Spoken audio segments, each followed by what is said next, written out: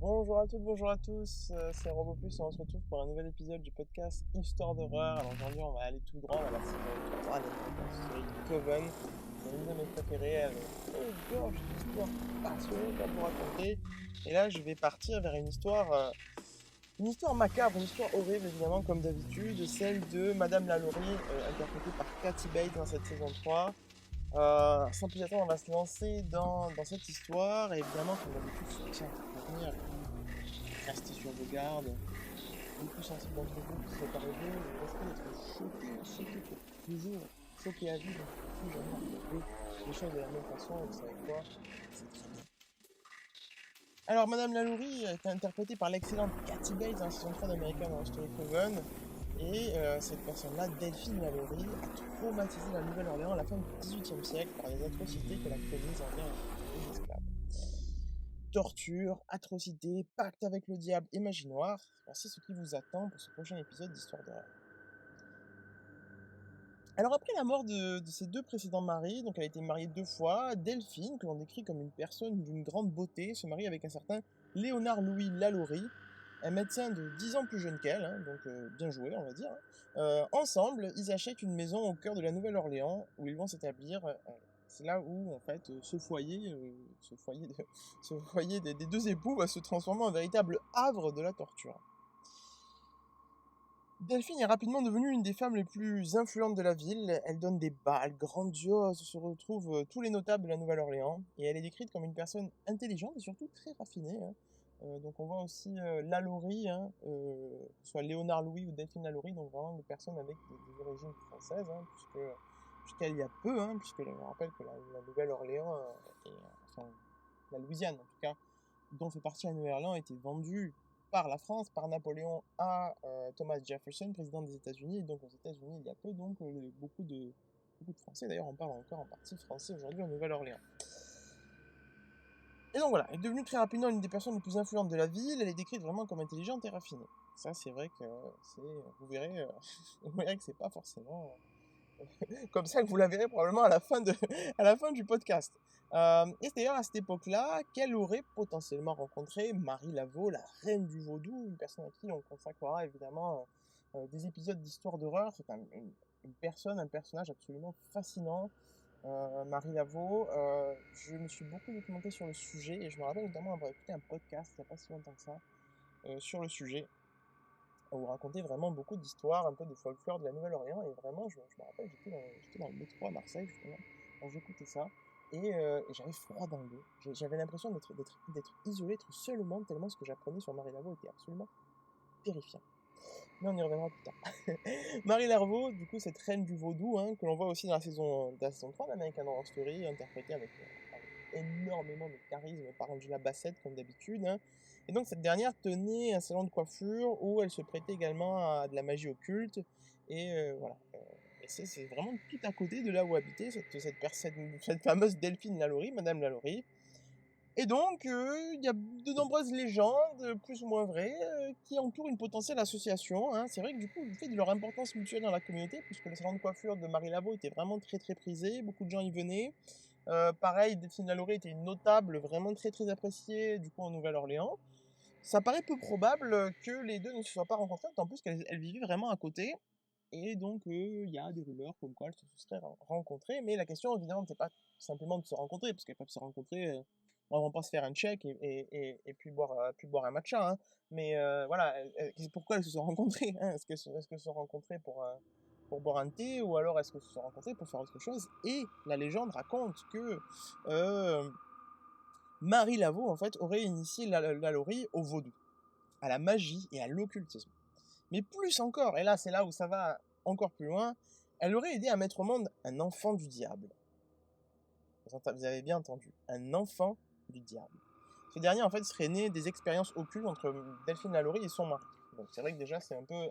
Voilà, c'est pas tout le monde qui essaie de créer un enfant du diable, quoique, hein, peut-être que certains de vos amis le font et vous ne le savez pas encore, hein. Des fois on est surpris, hein.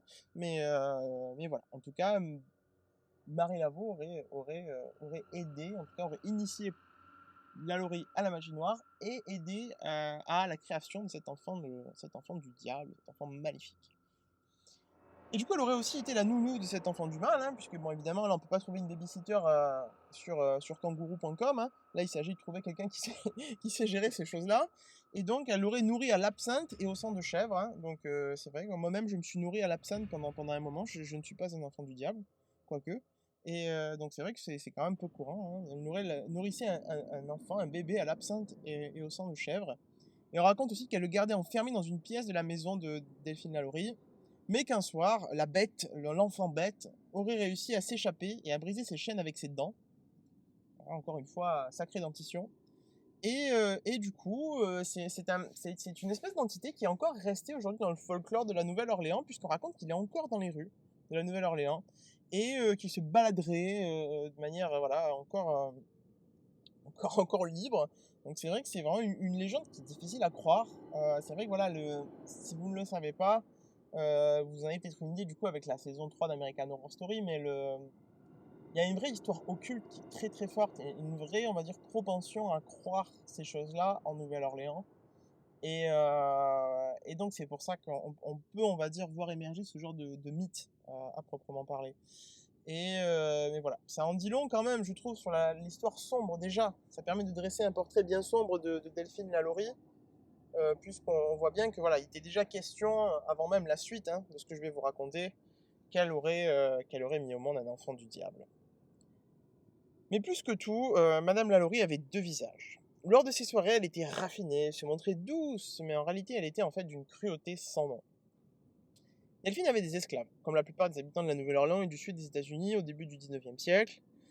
Cependant, sa cruauté envers ses esclaves avait attiré l'attention des autres membres de la communauté qui voyaient bien qu'elle les traitait avec violence et qu'elle abusait de son autorité.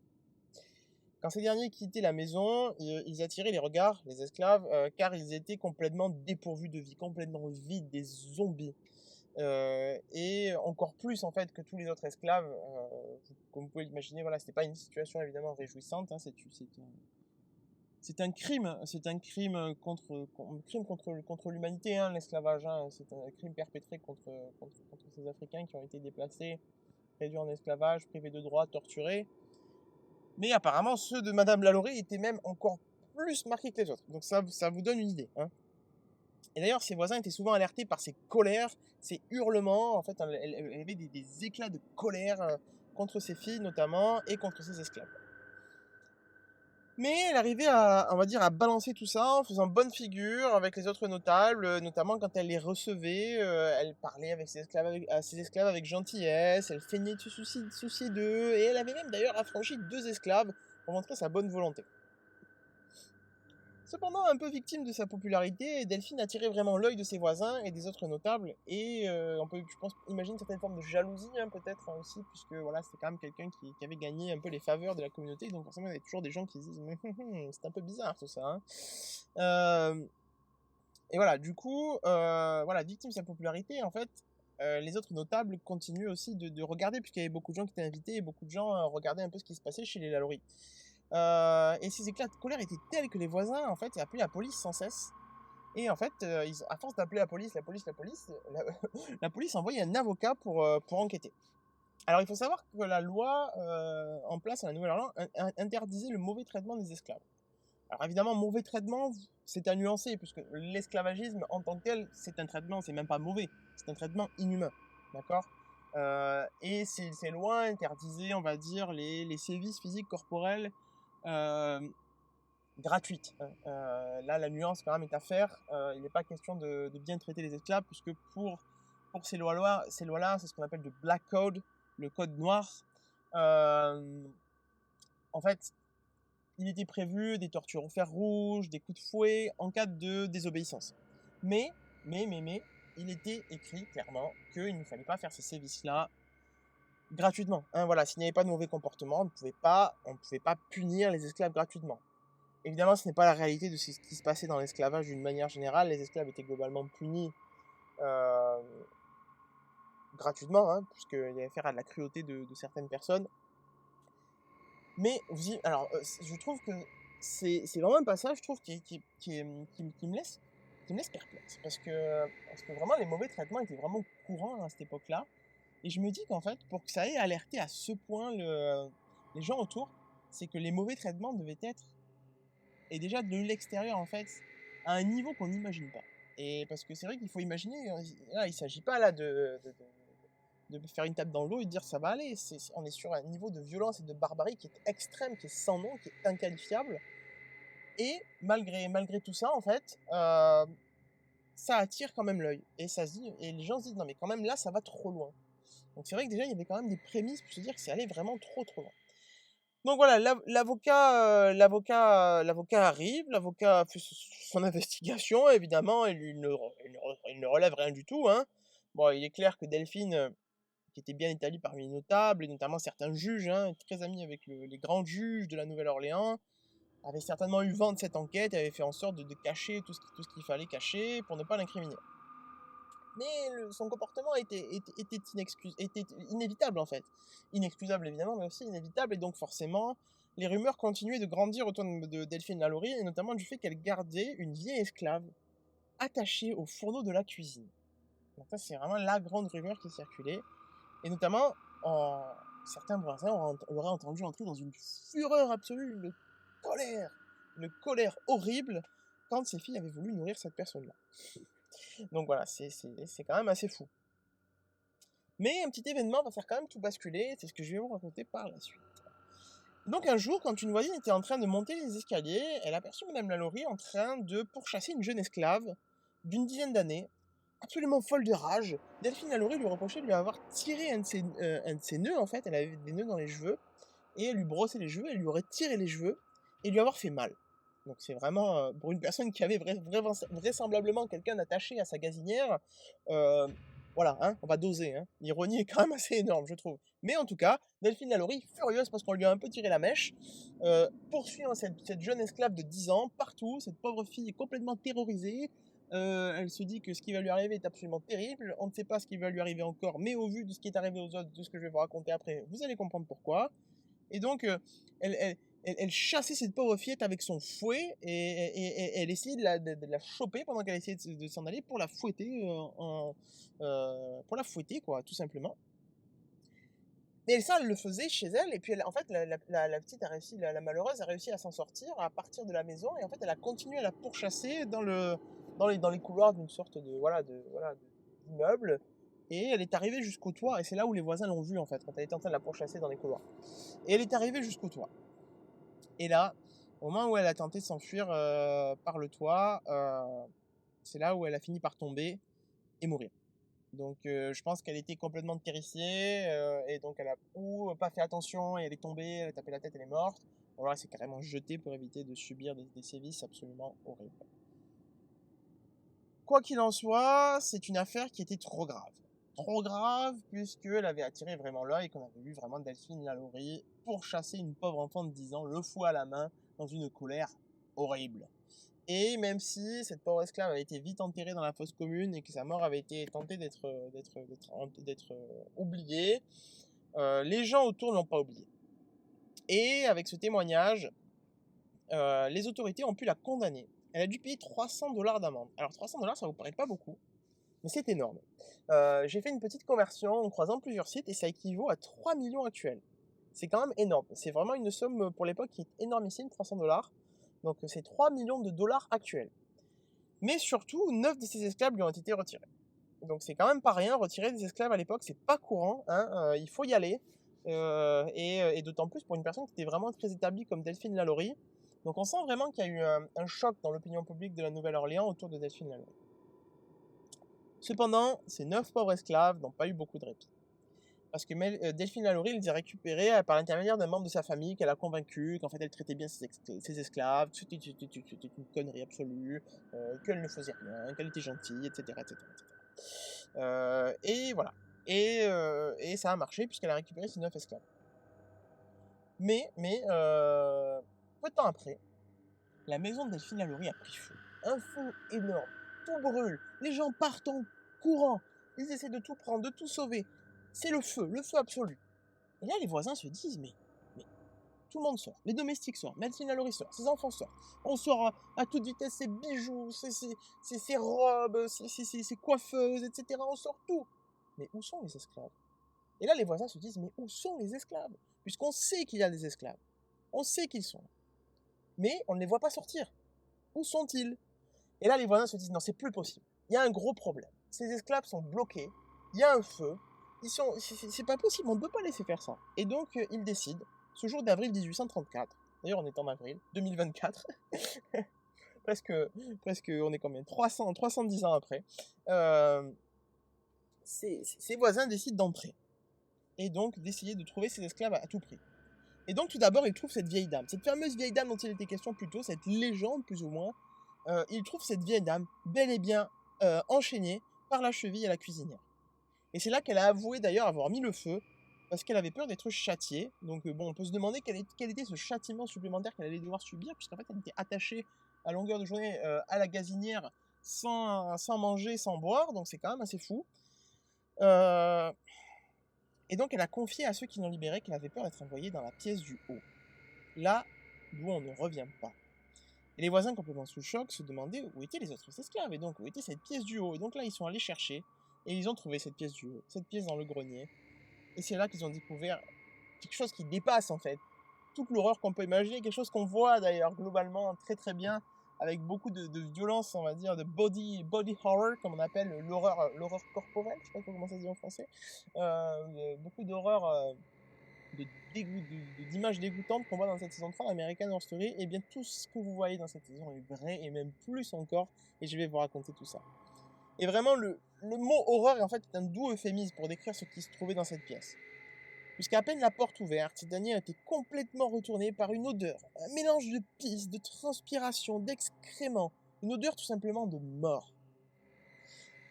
Alors il y avait des membres coupés, éparpillés un peu partout dans la pièce, hein, voilà, donc il fallait passer le balai, mais visiblement ça n'avait pas été fait. Des têtes, d'autres organes, en tout genre en fait, étaient placés dans des bocaux sur les étagères, donc bon voilà, c'est une idée de décoration, hein, si jamais vous n'avez pas d'idée pour chez vous. Mais surtout, les esclaves étaient enchaînés au mur. Dans ce qu'en fait, qui était une espèce de table d'opération accrochée au mur, ça permet de gagner de la place. Tous étaient très maigres évidemment, la peau arrachée par les coups de fouet, c'est déjà bien horrible, mais on est encore loin du compte.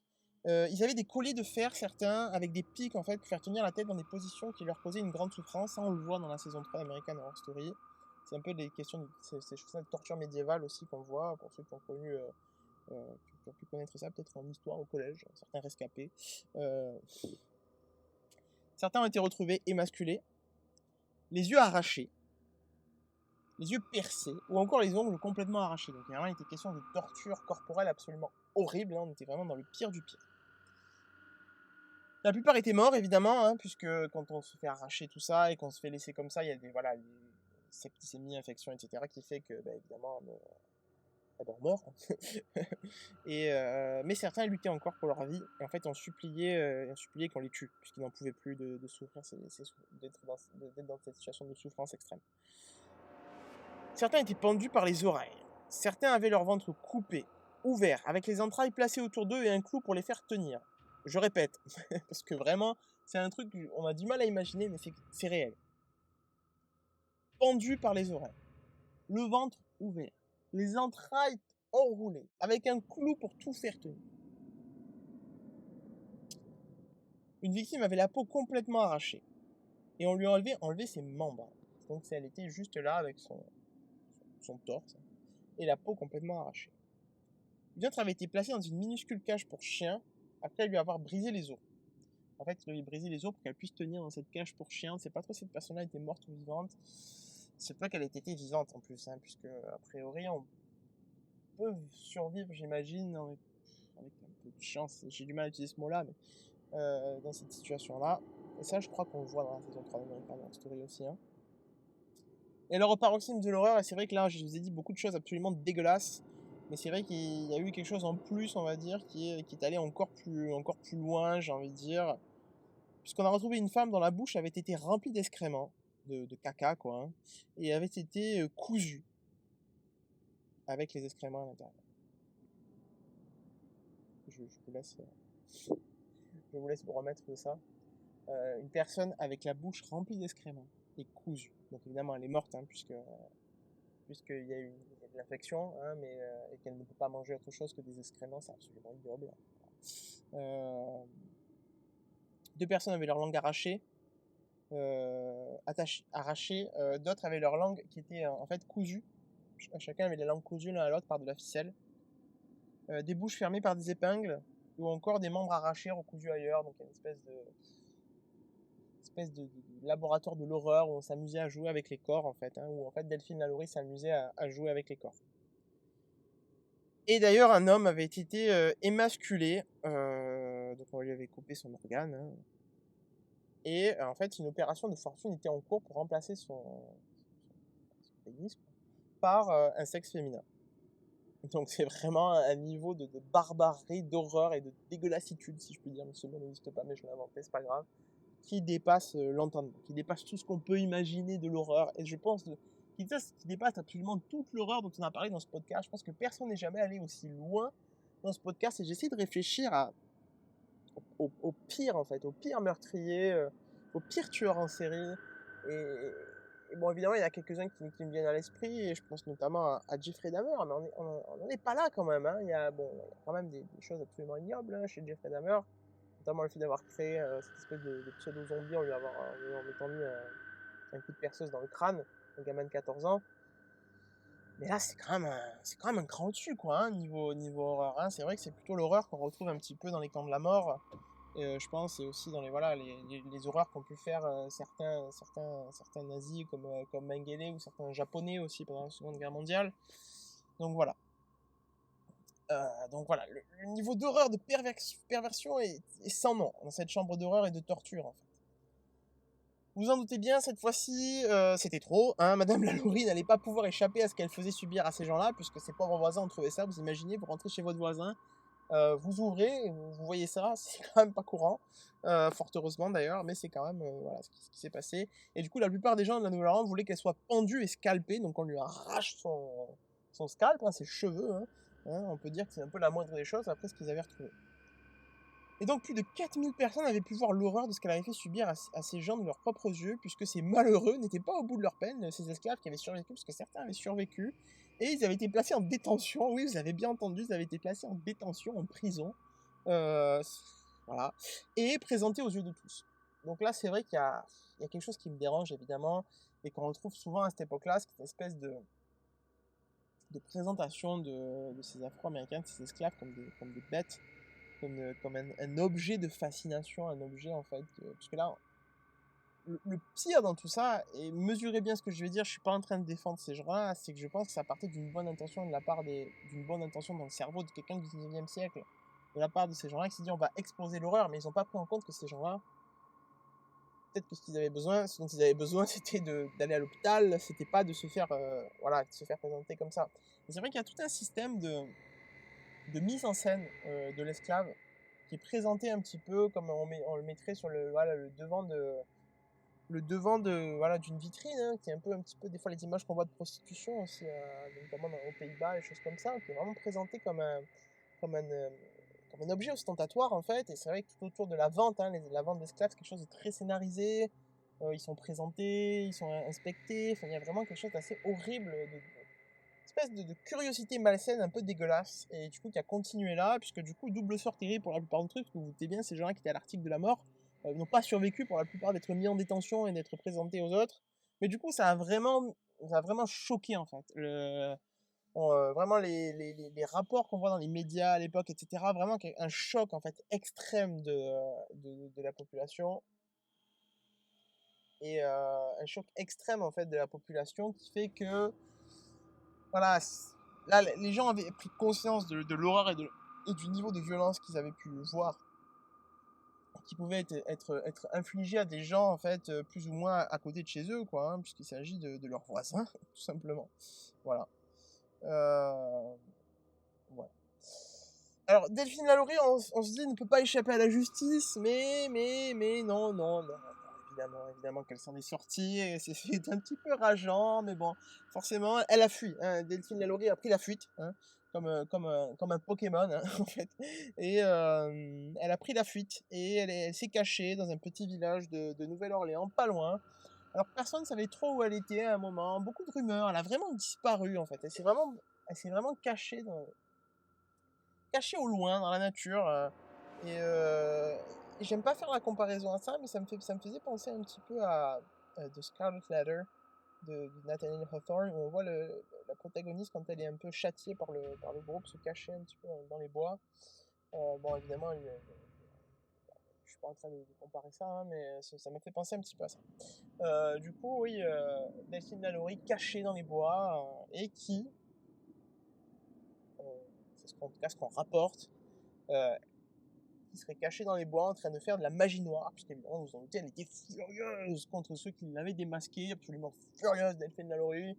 Elle n'en peut plus, elle pense que c'est une honte qu'on l'ait démasquée, elle a tout perdu, sa chambre de l'horreur, sa maison, son statut, tout est déchiré, tout est arraché, tout part en vrille. Et du coup, Delphine Lalaurie est folle de rage. Et certains racontent qu'elle ferait de la magie noire, du coup, ce que lui aurait pris Marie Laveau, et qu'elle jetterait des sorts à tous les habitants de la Nouvelle-Orléans. Il y a vraiment une volonté de leur nuire, une volonté de leur faire du mal. Et, et voilà, et on raconte du coup que Marie Laveau serait revenue l'aider pour ses rituels dans les bois. Et certains auraient vu d'ailleurs de la fumée, entendre des chants qui seraient venus d'un autre monde, donc peut-être voilà, des rituels à Satan, j'imagine, ou quelqu'une entité, on va dire, maléfique, hein, pas forcément Satan, c'est un peu le raccourci qu'on ne fera pas dans ce podcast, comme vous le savez. Euh, mais voilà, quoi qu'il en soit, voilà, elle aurait sacrifié, torturé des animaux en jetant des malédictions. Bon, on n'est plus à ça près, hein, quand on est Delphine Lalaurie, on n'est pas une chèvre près, hein, quand on tient des gens avec les entrailles maintenues par un clou, voilà, on n'est plus à quelques animaux près, malheureusement. Mais voilà. Et donc ça a duré un temps, mais évidemment, ça a attiré un peu l'attention, parce que je vous dis, voilà, c'est des choses que voilà, les gens ont commencé un peu à retrouver sa trace, et évidemment, comme la femme courageuse qu'elle est, dont je rigole, Delphine Lalaurie a pris la fuite encore une fois, elle nous a fait un double Pokémon, là c'est digne d'un Pokémon légendaire qu'on chasserait dans toute la région, et elle a pris la direction de la France, là où il y avait ses origines, hein, puisqu'en fait elle était d'origine française, et elle est partie en France, et là c'est là où elle a pu, on ne sait pas trop ce qui s'est passé ensuite, hein, voilà, c'est vrai que 19e siècle, c'est quand même assez difficile de retrouver la trace de quelqu'un, surtout dans un autre continent. Et c'est assez facile de partir de la Nouvelle-Orléans, puisque c'est proche de la mer, hein, c'est une ville portuaire. Euh, donc c'est assez facile, hein, de partir, de se cacher dans un bateau, on va dire, d'échapper à la justice et de se barrer, surtout quand on est Delphine Lalaurie, qu'on est une femme notable et qu'on a beaucoup d'argent et de ressources. Et donc oui, elle serait partie en France, où elle a vécu à Paris notamment, une vie assez heureuse. Euh, et donc d'ailleurs, on avait perdu sa trace jusqu'à il n'y a pas si longtemps, et c'est comme ça qu'on sait qu'elle était à Paris, puisqu'elle est enterrée. Elle est enterrée à Paris. Elle est enterrée à Paris. Et vraiment, donc il y a sa tombe, hein, il y a vraiment, on peut retrouver sa tombe, on peut retrouver sa tombe à Paris, hein, et donc c'est vraiment, c'est quand même assez fou, c'est-à-dire euh, une personne s'est baladée dans un cimetière à Paris et et, euh, et, euh, et a trouvé la tombe de Delphine Lalaurie, quand même, je trouve, c'est quand même assez dingue. Donc voilà, cette tombe aujourd'hui est au cimetière Montmartre. J'étais à Paris il n'y a pas si longtemps, j'aurais bien aimé prendre une petite photo pour le podcast, mais j'ai pas eu l'occasion. Je pense que j'irai le faire un de ces quatre, cimetière Montmartre, où je crois qu'il y a aussi de grands auteurs dans ce cimetière. Donc ouais, elle serait au cimetière Montmartre apparemment. Je n'ai pas pu vérifier plus que ça. J'ai vu la mention d'un autre cimetière aussi, donc j'avoue ne pas trop savoir. Donc en tout cas, elle est à Paris. Elle est à Paris et voilà. A priori au cimetière Montmartre, il y a quand même beaucoup de sources qui semblent aller dans cette direction-là. Donc voilà, Delphine Lalaurie qui après toutes ces horreurs a réussi à s'enfuir et vivre, je pense, une vie assez confortable en France, où personne ne savait ce qu'elle avait fait, hein, où personne ne savait ce qui se passait. Je pense qu'il y a très peu de gens, sinon personne, qui lisait, enfin, les médias de la Nouvelle-Orléans n'étaient pas accessibles, hein, on n'avait pas le New York Times à l'époque, donc on ne savait pas ce qui se passait du tout à la Nouvelle-Orléans, hein. Euh, donc forcément, voilà, euh, c'était plus facile pour elle de disparaître. Donc voilà, donc un podcast un petit peu plus court, c'est vrai que d'habitude on est plutôt autour des 1 heure et demie, mais au final les crimes de Delphine Lalaurie ont été vraiment très bien identifiés, il n'y a pas trop de mystère, hein, à part le fait qu'elle soit barrée. Donc c'est quand même quelque chose d'assez horrible, hein. C'est vraiment, je me disais en faisant les recherches, bon, j'étais globalement assez au courant de l'histoire, mais je pense pas que c'était allé aussi loin, c'est quelque chose qu'on voit vraiment très bien dans American Horror Story. En plus je trouve que ils l'ont vraiment remis au contexte, remis dans le contexte actuel, et ils ont vraiment aussi joué sur le, voilà, sur le, permis de faire aussi une belle critique du racisme, et on la voit vraiment en fait être humiliée, et on sent vraiment qu'il y a une volonté de réparation. C'est quelque chose de très fort ça pour les Afro-Américains. C'est une tendance, c'est plus qu'une tendance qu'on voit depuis des années, l'appel à la réparation en fait des crimes qui ont été subis. Il y a même voilà, des mêmes questions à un moment d'une réparation financière, hein, pour les descendants d'esclaves, qui en fait, en un sens, ont été privés de la possibilité d'avoir de leurs propres ressources, hein, puisque ce sont des gens qui travaillaient gratuitement en fait, hein, et qui étaient torturés, tués, etc., etc., hein. Certains ne connaissaient même pas le nom de leurs grands-parents, hein, voilà. Ces gens-là n'avaient pas de nom puisqu'ils avaient leur maître leur donnait un nom à la naissance. Voilà. Si c'est quelque chose l'esclavage qui vous passionne et qui vous touche énormément, bon, j'imagine que ça touche tout le monde, j'espère, mais au moins vous passionne, vous intéresse, je vous recommande énormément l'ouvrage de Frédéric Douglass. L'ouvrage de Frédéric Douglass, c'est son autobiographie. L'autobiographie de Frédéric Douglass, qui est un ancien esclave, qui est devenu un grand auteur et un grand auteur et une grande figure, on va dire, de la lutte contre l'esclavage, et une figure de l'histoire américaine, en fait. Et d'une manière générale, voilà, je vous recommande ce nom-là, Frédéric Douglass. Voilà, le livre, c'est Narrative of the Life of Frederick Douglass. Alors, en français, je vais vous dire ça de suite. C'est Récit de la vie de Frédéric Douglass, un esclave américain. Voilà, donc si vous voulez en savoir plus sur l'esclavage, c'est vraiment très bien écrit, très accessible. Et je trouve que c'est vraiment un livre magnifique, vraiment très, très touchant, très direct. Et voilà. Évidemment, le film 12 Years a Slave, qui est très très bien aussi, qui est basé, je crois, sur un livre, si je me trompe pas. Aussi, enfin, qui est basé sur une histoire vraie, mais en tout cas, qui est basé sur une histoire vraie, évidemment, mais qui, du coup, il y a aussi un livre. Voilà, je vous recommande vivement les écrits de Frédéric Douglass. C'est vraiment, vraiment très touchant et très très intéressant. Donc voilà, c'est vrai que du coup là c'est une histoire encore, une histoire horrible, hein, absolument, parce qu'il est question de torture absolument ignoble envers ces Afro-Américains dans un contexte, voilà, d'esclavage, et de tout ça. Et donc c'est vrai que voilà, ça touche à quelque chose de très sombre, une histoire très très sombre de l'histoire des États-Unis.